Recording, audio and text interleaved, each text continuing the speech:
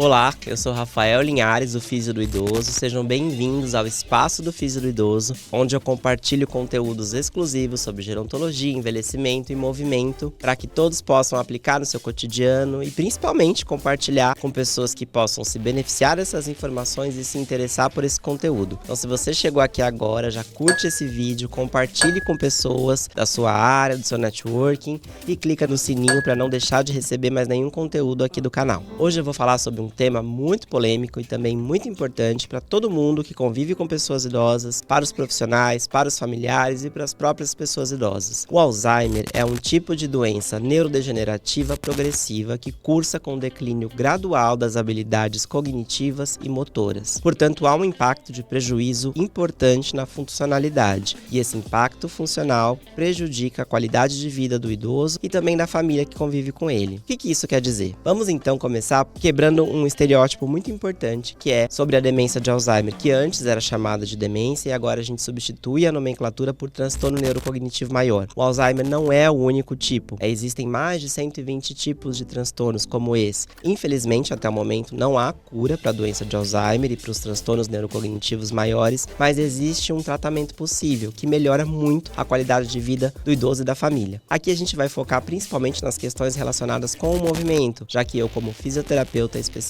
em gerontologia e em neurofuncional para pessoas com transtornos neurocognitivos, vou compartilhar com vocês muito do que eu vejo na rotina das famílias e principalmente no que há de estudo sobre essa população. Como eu falei, então, o Alzheimer cursa com perda. E aí a gente tem que sempre lembrar que a família que recebe o diagnóstico de uma doença de Alzheimer muitas vezes não se preparou para perder, mal se preparou para receber um diagnóstico que muda, para sempre a sua vida. E isso já explica muito das dificuldades que nós temos ao nos relacionar com as famílias dos nossos pacientes que convivem com a doença de Alzheimer. Então, o primeiro passo muito importante é falar e aí mostrar, compartilhar aqui com vocês, através deste conteúdo, que nem toda queixa de memória é Alzheimer, mas que toda queixa de memória e cognitiva deve ser investigada e nunca negligenciada. Se você percebe que a pessoa idosa da sua família ou alguém que se relaciona com você tem apresentado comportamentos atípicos que podem ser falha de memória, mas que nem sempre são tão óbvios, e que às vezes parecem que não tem nada a ver com a questão da cognição, mas que podem estar relacionados, como mudança no padrão de movimento, no jeito que essa pessoa se mexe. Tudo isso pode ser uma série de coisas, E aí, para receber o diagnóstico em tempo de fazer tratamentos que deem resultado, a gente precisa encaminhar essas pessoas para os serviços que elas precisam. E aí, para isso, eu trouxe esse conteúdo para ajudar todas as pessoas que convivem com essa dúvida ou que querem falar a respeito, que já vivenciam um problema dentro de suas casas. O grande desafio para falar de Alzheimer é o preconceito. Ainda existe um estereótipo de que as pessoas com transtornos cognitivos como Alzheimer e outros tornam-se dependentes muito rápido, que a vida perde o sentido, e isso não é verdade. Existem infinitas possibilidades para cuidar e manter qualidade de vida de pessoas com Alzheimer e outros transtornos em todos os estágios. Só que para isso a gente precisa saber com o que está lidando, e para isso é importante o diagnóstico. E aí, para fazer o diagnóstico, a gente precisa de uma queixa e de uma história. Então o ideal é que as famílias busquem ajuda médica, o diagnóstico médico, para que entendam o perfil do idoso, façam-se os testes e vejam se é de fato alguma outra questão que pode ser solucionada ou se há por trás da história um diagnóstico como o de Alzheimer, por exemplo. A doença de Alzheimer tem 5 fases, sendo que as 2 primeiras não apresentam sintomas. Normalmente as famílias, quando fazem o diagnóstico, quando recebem o diagnóstico, acabam recebendo na sua fase que a gente chama de fase leve. E aí as próximas 3 fases são a fase leve, moderada e severa. As pessoas que recebem o diagnóstico na sua fase leve, por já receberem o diagnóstico, já sabem que haverá uma trajetória a ser percorrida, tanto do idoso quanto da família, que muda a dinâmica familiar, mas há um direcionamento para o melhor tratamento possível, Porque é um idoso que normalmente interage ainda bastante com a família nesse estágio, é um idoso que consegue fazer algumas coisas, ou muitas coisas, dependendo da capacidade, a gente já falou disso aqui, da capacidade intrínseca que ele apresenta, apresenta e aí acaba precisando de pouca ajuda nesse primeiro momento, mas já é um indicativo de que haverá um agravo possível, né? E aí, muito provável, e o tempo que ele vai acontecer depende muito dos estímulos que essa pessoa vai receber. E é justamente por isso que entra o movimento como um protagonista no tratamento para que as pessoas mantenham a sua funcionalidade. Porque independente do tempo que vai durar, desde o seu diagnóstico até a fase avançada da doença, o movimento não pode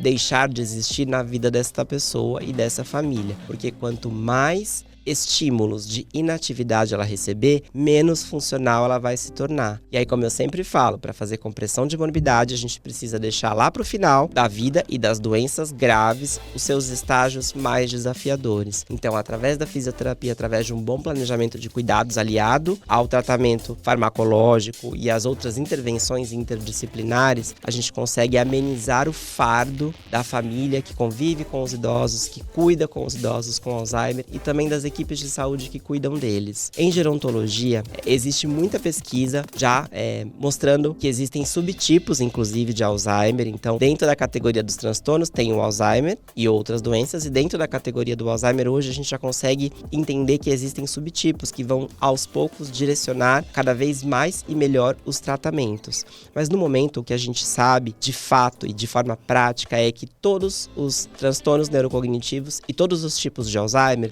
vão cursar com dependência funcional. Por isso, a nossa melhor maneira de intervir associado aos outros tratamentos é manter funcionalidade pelo maior tempo possível. Porque o Alzheimer é uma doença que dura bastante. E aí existem marcadores, de acordo com a trajetória da família e do idoso, que fazem com que ele tenha agravos em determinados estágios, mas normalmente é uma trajetória de perda gradual de funcionalidade. E se a gente conseguir fazer com que essa curva de perda seja minimizada e preenchida com estímulos, a gente vai fazer com que ele piore mais devagar. E aí, o tempo que estiver com a família seja de mais qualidade de vida. Percebam que eu não estou falando de prolongamento de vida. Eu estou falando de curso natural de doença preenchida por experiências que tragam sentido. Então não é sobre ganhar tempo, e sim sobre ganhar qualidade de vida com este tempo, certo? Quando a gente estuda os transtornos neurocognitivos e atua com população de Alzheimer e de outras doenças neurodegenerativas, normalmente a gente convive com famílias em situação de muito conflito, porque cuidar é exaustivo. E foi justamente com essa população que eu escolhi atuar, principalmente através da fisioterapia, porque é onde eu sinto que a gente consegue ajudar um pouquinho todos os dias, seja no estímulo da fisioterapia de fato, mas também